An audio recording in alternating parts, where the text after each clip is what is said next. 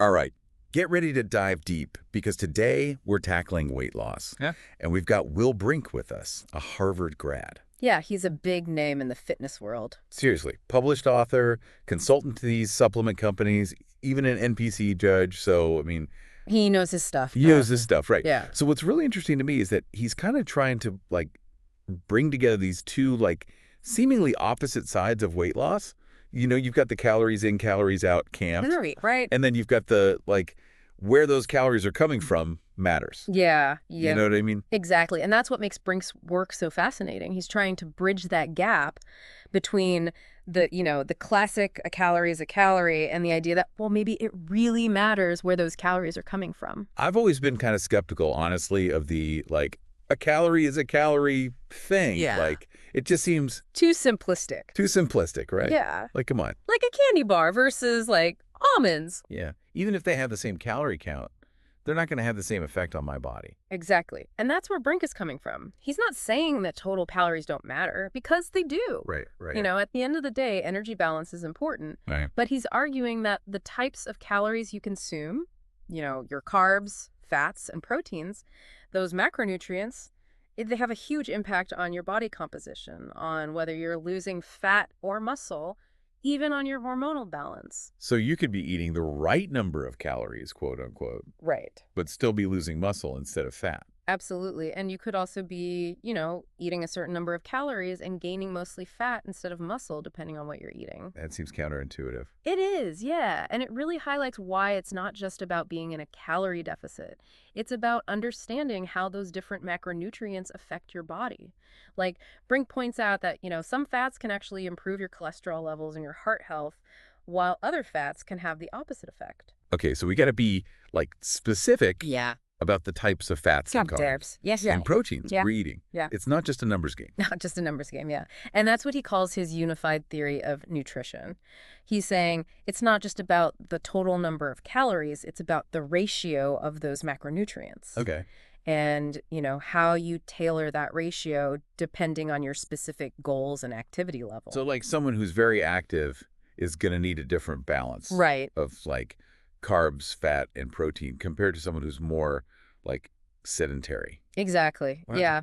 And I think that's where a lot of like popular diets go wrong. They kind of preach this one size fits all approach where it's like Right. everyone should be eating, 40% carbs, 30% protein, 30% fat, or whatever. Right. And Brink is saying, no, you have to individualize it. Right. A diet for fat loss shouldn't just be a smaller version of a weight gain diet. Okay, I'm like rethinking my whole approach Right. like this. Yeah, it's pretty profound. Yeah.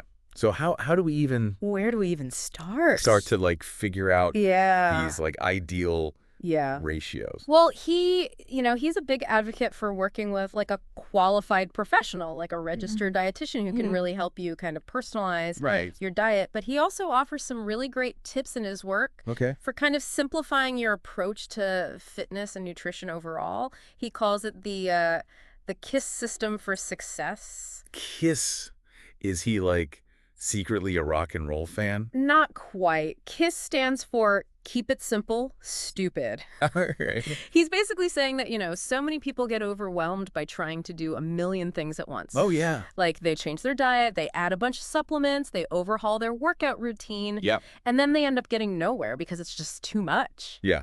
I'm definitely guilty of that. Right. Like, I'm always trying the latest, like, fitness trends. Yeah. But maybe I need to, like, step back and focus on the basics. Exactly. And Brink's point is, if you're constantly changing too many variables, you can't actually track what's working. Right.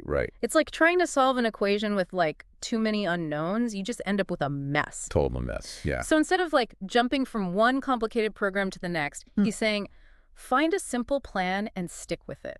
Be consistent. Okay, so consistency over, like, complexity. Complexity. Yeah. He often quotes Einstein, who said, make everything as simple as possible, but not simpler. That's a good quote. Right. So it's about finding that balance. You don't want to oversimplify things, but you also don't want to make it so complicated that you get overwhelmed and give up. Right. So how do we apply this K.I.S.S principle to our, like, workouts and supplements? Yeah. So for workouts, he's all about mastering those fundamental exercises like squats, deadlifts, bench press, those compound movements that work multiple muscle groups. You get more bang for your buck, so to speak. Okay. And then for supplements, he's a big believer in starting with the basics, a good multivitamin, essential fatty acids, and maybe some protein powder. Build a solid foundation first, and then you can explore more advanced variations and targeted supplements later on if needed, but start simple. So ditch the fancy, complicated exercises, focus on the basics, and no more relying on, like, magic bullet Yeah, supplements. that's the idea. It's about making strategic choices, not overcomplicating things. And he even applies this K.I.S.S approach to nutrition itself, because That can be overwhelming. it can be very overwhelming. Yeah, it can be. There's so much information out there. So how do we, like, simplify nutrition without Right. feeling like we're on, like, a restrictive diet? Right. Well, he really believes in finding a sustainable, healthy eating plan that works for you.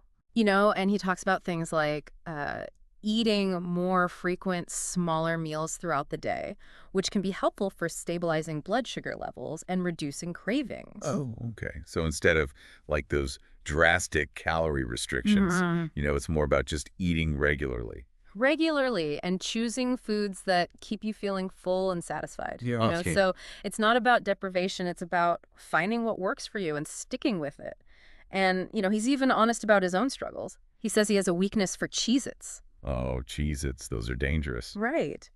But he's got some really simple tips for overcoming those, like, little temptations that can kind of sabotage our weight loss efforts. Do you ever struggle with that? Like, those little things. Oh, yeah, absolutely. I have, like, a major sweet tooth, so Yeah. it's those little indulgences It that sneak up on you. sneak up on you. Yeah. And that's what Brink says. It's those small, seemingly insignificant mistakes that over time make a big difference. Yeah, add up. Yeah, exactly.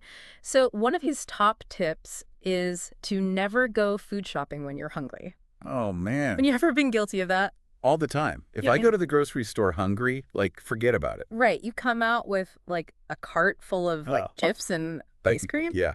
Like, all willpower goes out the window. Exactly. And Brink says that's because, when you're hungry, those hunger hormones are in overdrive, and they're basically hijacking your brain. Oh, yeah. They're Making you more impulsive. totally. Like, you're not even thinking straight. Exactly. So, next time you're heading to the grocery store, make sure you have a healthy snack beforehand, keep those cravings at bay. Yeah, good tip. Good tip.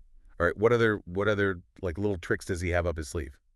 Well, he also recommends avoiding keeping snack foods in the house altogether. Oh, okay. Like, if those tempting treats aren't readily available, Yeah. you're much less likely to give in to those impulses. Right. Out of sight, out of mind. Exactly. But I live with people who don't necessarily, like, share my healthy eating goals, so it's a constant, like, negotiation. Yeah, I get it. But maybe, talk to your family or roommates, explain your goals, and see if you can create a more supportive environment. Yeah. Maybe you can, designate a treat day or find some healthy alternatives that everyone enjoys. Right, right. Yeah, that's a good idea. What are some snack foods that, like, tempt you the most? Oh, anything salty and crunchy. Okay, yeah. Like chips, pretzels. I could eat a whole bag and not even realize it. Yeah, and Brink has a clever trick for that, too. He suggests using smaller plates. Wait, what? Yeah. So our brains tend to perceive a smaller plate full of food as being more substantial than a larger plate with the same amount of food. So you're saying, like, I can trick my brain Yeah. It's all about those visual cues. into feeling satisfied with a smaller portion. Exactly. Like, think about it. If you see a small plate piled high with food, it looks like more than the same amount of food spread out on a large plate. Okay, that's a fascinating, like, psychological hack. Right. I'm definitely going to try that one. These tips are so simple, yet so effective. Exactly. And that's the beauty of Brink's approach. He's all about those small, consistent habits that add up to big results over time. It's not about deprivation or willpower. It's about making smart choices and setting yourself up for success. Yeah, yeah. So we've talked about the unified theory of nutrition, the K.I.S.S system, some practical tips for avoiding those diet derailing temptations. Yeah. But we can't forget about, like, one of the key players in his approach, which is Whey protein. whey protein. Yeah. Yeah, he's a huge advocate for it. He seems to be. He is. He believes that whey protein is much more than just a protein source. Right. It's actually a complex milk-based ingredient with various protein subfractions, each with its own unique properties. He even talks about these old Italian sayings about whey, like if everyone were raised on whey, doctors would be bankrupt. Yeah. They were onto something back then, for sure. Yeah. So what makes whey protein so special? Like, why is he such a fan? Well, he really dives deep into the science behind whey protein, and it turns out it might be a secret weapon for weight loss. Oh, okay. He says it seems to work through several different mechanisms, like controlling your appetite, improving insulin sensitivity, and even boosting your mood.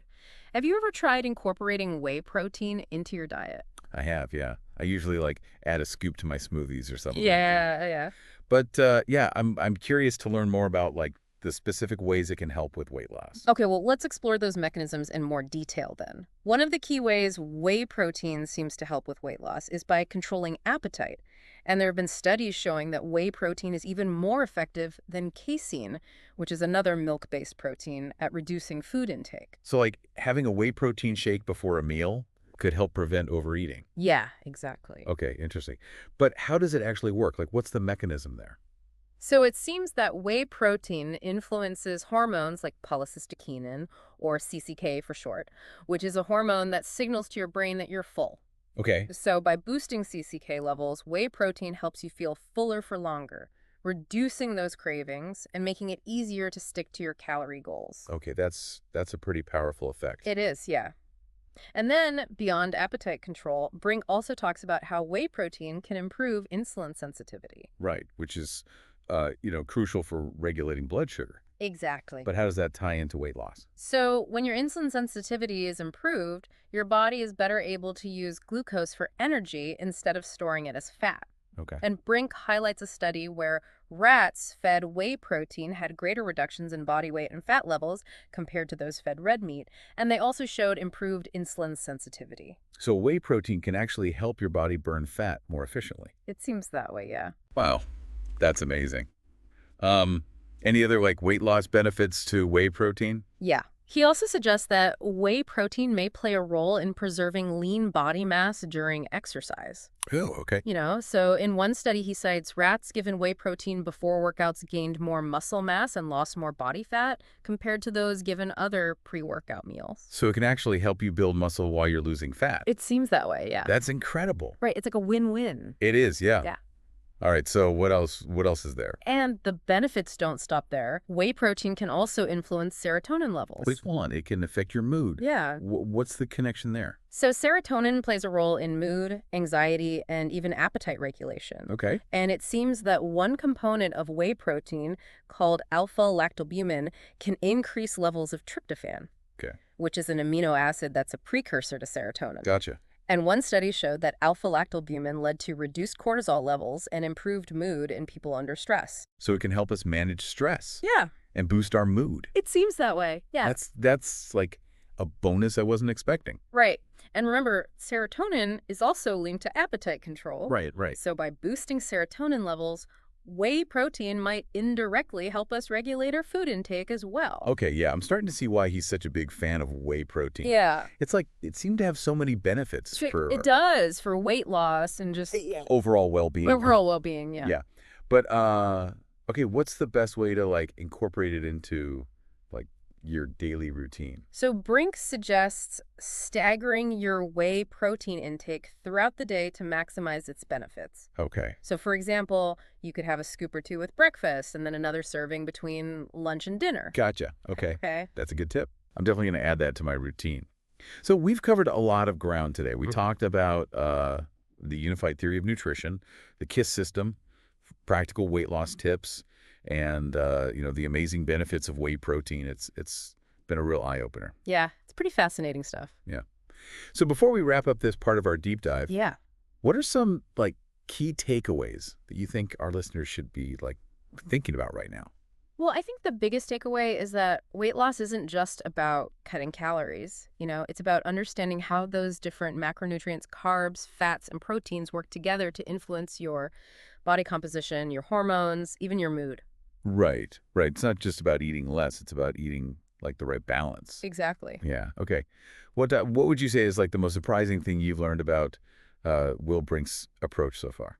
I think what surprised me the most is the emphasis on simplicity. Okay. He's not advocating for like complicated diets or extreme workouts. Right. He's all about finding like simple, effective strategies that you can stick with for the long haul. Yeah. Yeah.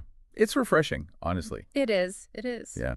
So as we move on to the next part of our deep dive, what's one question you think our listeners should be pondering right now?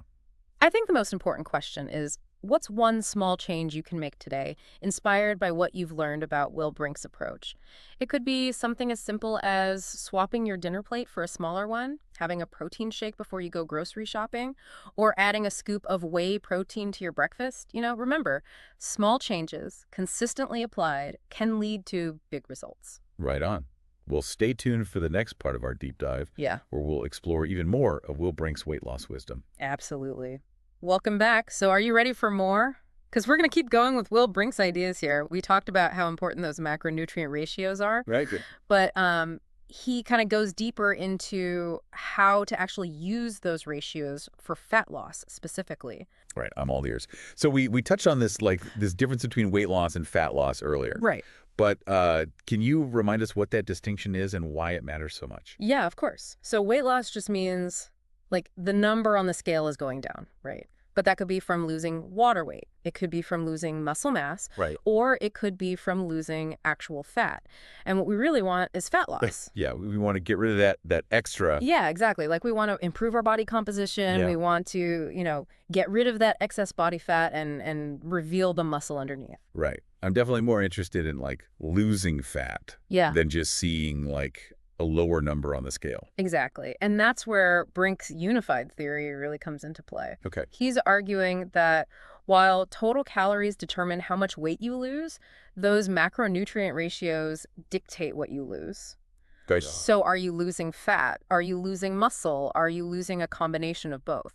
Okay. So it's not just about eating less. It's about eating the right balance, yeah. Like combination or balance of carbs, fat, protein to really target fat loss specifically. Yeah, fat loss, yes. Exactly. Right. And he emphasizes that an optimal fat loss diet isn't just a smaller version of a weight gain diet. Okay. You need to adjust those ratios to prioritize fat burning while preserving your hard-earned muscle.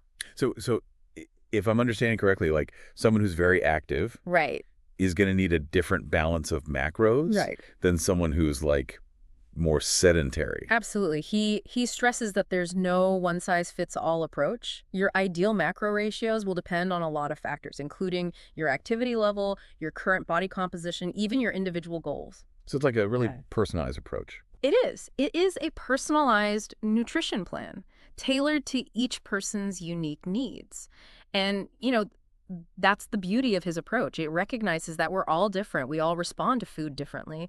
And, he actually recommends working with a qualified professional, like a registered dietitian, who can help you determine your individual needs. That makes a lot of sense. I mean, especially with like all the conflicting information out there about nutrition. Oh, yeah. It's hard to even know. Yeah. Totally. What to believe. It is. So where would someone even start with, like figuring out their ideal macronutrient ratio? Well, he lays out a lot of guidance in his book, Fat Loss Revealed. But one thing he emphasizes is the importance of protein. He says most people simply don't eat enough protein to support fat loss and muscle preservation, especially when they're in a calorie deficit. So protein is like key for both like losing fat and keeping our muscles. Yeah. Okay. But why is protein so important specifically for fat loss?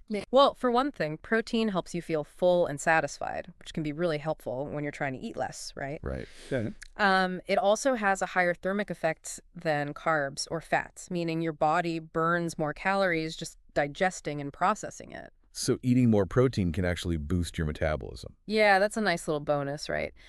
And beyond that, protein is essential for building and maintaining muscle mass, which is crucial for a healthy metabolism and overall body composition. Okay, I'm convinced. Protein's officially my new best friend. Yeah. But besides getting enough protein, like what other What other simple weight loss tips does he recommend? Well, he has a whole section on what he calls simple weight loss tips no one follows. And they're all about kind of creating awareness and breaking those unconscious habits that can sabotage our efforts.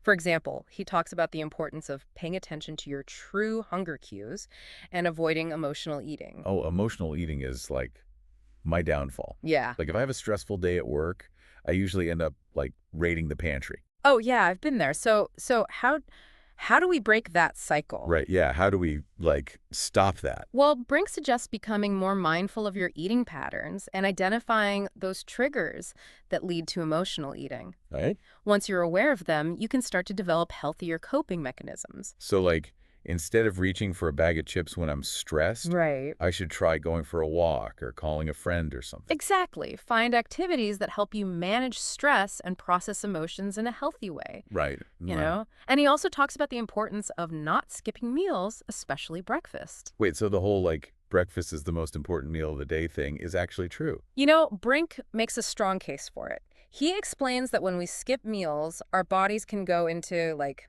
starvation mode, which slows down our metabolism and makes it harder to burn fat. So eating a balanced breakfast helps kickstart your metabolism and provide sustained energy throughout the morning, which can help reduce those mid-morning cravings. Okay, I'm definitely going to make breakfast a priority from now on. Yeah. Any other simple tips that we should be focusing on? Yeah. He also highlights the importance of portion control. He suggests using smaller plates and bowls to help kind of visually manage those portions. And he also encourages mindful eating. Mindful eating, what does that mean? Yeah, so it's about slowing down, savoring each bite, and really paying attention to your body's signals of fullness. You know, it's so easy to just mindlessly inhale our food without even thinking about it. Oh, I am so guilty of that. Yeah. Like I usually eat my lunch at my desk while I'm working, and I like barely even taste it. I think we've all been there. But Brink stresses that mindful eating can be a powerful tool for weight loss because it helps you connect with your body's natural hunger and fullness cues. That makes sense. It's about being more present, like actually like aware of what you're eating. Totally. Rather than just like mindlessly consuming calories. Exactly. And these tips are all so simple yet so powerful. And, you know, that's the beauty of Brink's approach. He's not advocating for drastic measures or quick fixes, you know. He's all about those gradual, consistent changes that can lead to sustainable weight loss. Yeah, it's a refreshing perspective, honestly. It's not about like punishing yourself or like striving for perfection. It's about like creating a lifestyle that you can actually maintain long term. And that leads us to another really important aspect of Brink's approach, which is the mental and emotional side of weight loss.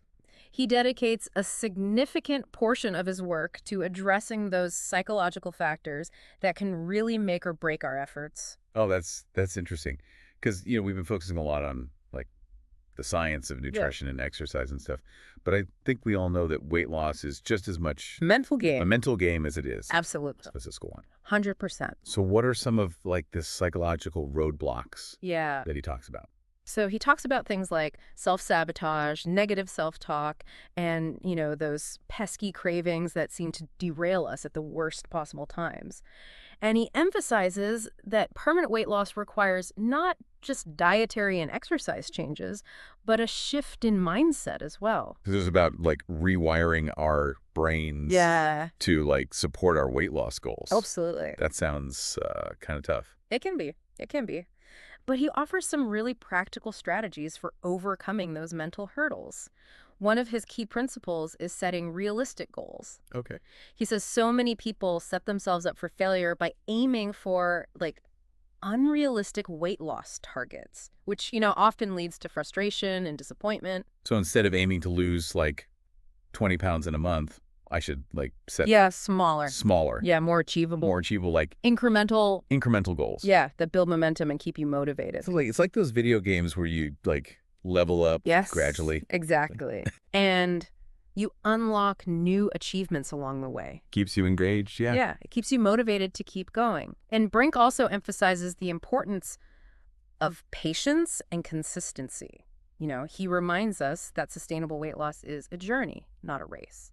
So no more, like, quick fixes or magic solutions. Nope. Brink is all about, like, real lasting change, which takes time and effort. And he encourages us to focus on building healthy habits one step at a time. That's a refreshing perspective. Yeah. It's not about like, I don't know, like punishing yourself. It's about, It's about creating a lifestyle you can maintain. that you can actually maintain long term. Yeah. Yeah. And speaking of lifestyle, Brink also talks about the importance of stress management. Okay, so stress and weight loss, are they like connected? They're definitely intertwined. When we're stressed, our bodies release cortisol, which is a hormone that can actually promote fat storage, particularly around the abdominal area. Wait, so stress can actually make us gain weight? I know, it's not fair.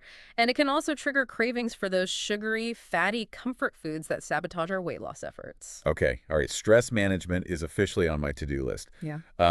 Any tips from Brink on, like, how to handle stress more effectively? Yeah. He suggests finding activities that help you relax and de-stress, such as yoga, meditation, spending time in nature, or even just listening to calming music. Yeah, those all sound great. I need to incorporate more of those into my routine for sure. Yeah, me too.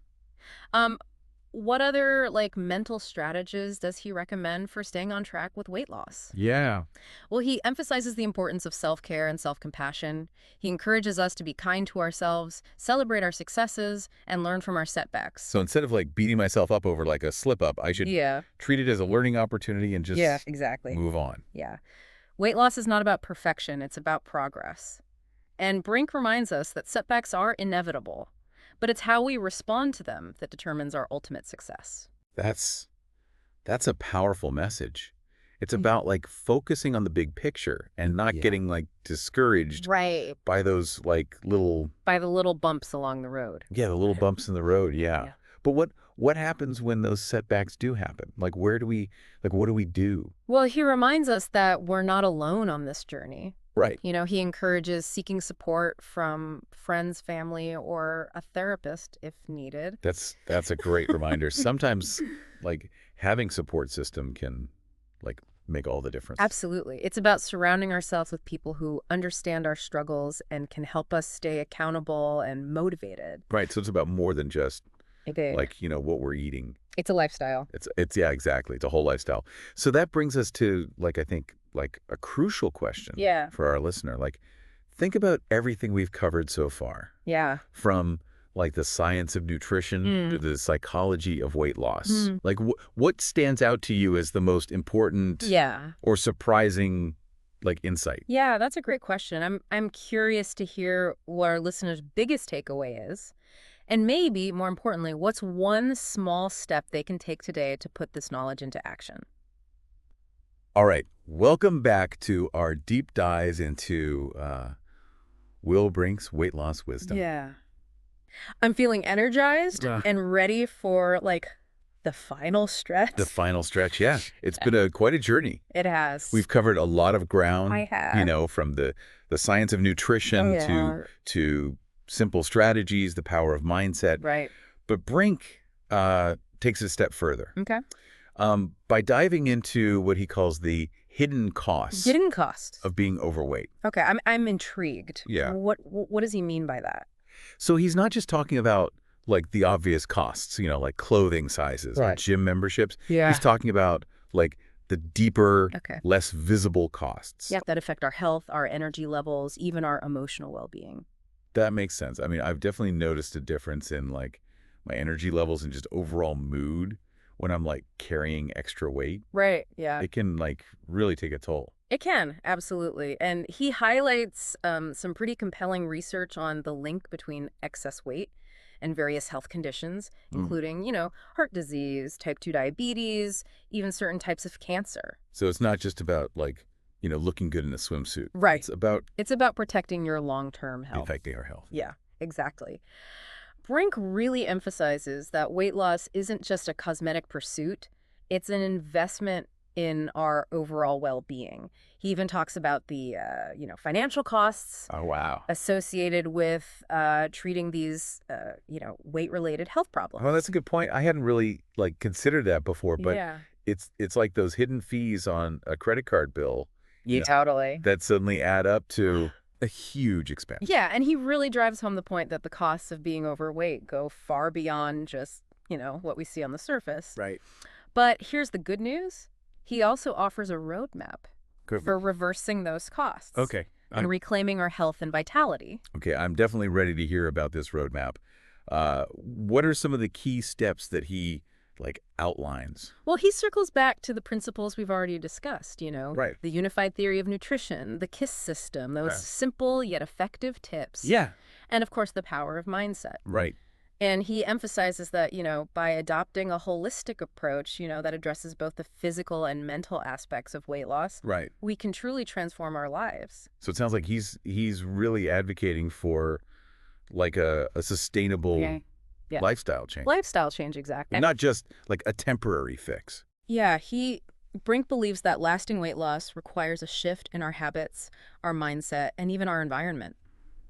He encourages us to surround ourselves with supportive people, create a home environment that promotes healthy choices, and develop a positive inner dialogue that encourages progress rather than perfection. Right. Yeah. So it's really about creating a life that supports our health and well-being. 100%. Yeah.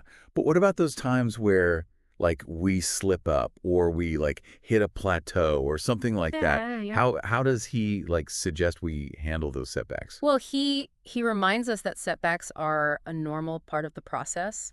He encourages us to view them as learning opportunities, not failures. Okay. And he also stresses the importance of self-compassion and forgiveness. So instead of beating ourselves up over a missed workout or a sugary indulgence or whatever, we should just treat ourselves with kindness and understanding. Exactly. Brink reminds us that we're all human and we're going to make mistakes. It's how we respond to those mistakes that determines our ultimate success. Yeah, that's such a valuable reminder. It's about progress, not perfection. But what if we're feeling really stuck or unmotivated? Right. Where can we turn for support? Well, he encourages seeking support from friends, family, or even a therapist if needed.